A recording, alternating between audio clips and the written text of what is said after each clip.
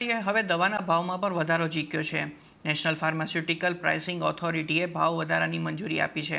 દર વર્ષે દવાના ભાવમાં 10% વધારો થાય છે. આ વર્ષે 900થી વધુ દવાઓના ભાવમાં વધારો કરાયો છે.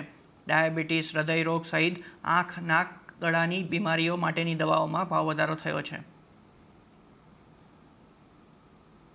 નેશનલ ફાર્માસ્યુટિકલ પ્રાઇસિંગ ઓથોરિટી જે છે કે જે સેન્ટ્રલમાંથી ભાવનું નિયંત્રણ નક્કી કરતી હોય છે અને દર વર્ષે દરેક કંપનીની જે ડીકન્ટ્રોલ કેટેગરીની પ્રોડક્ટ હોય એને 10%નો વધારો આમે આપતા હોય છે.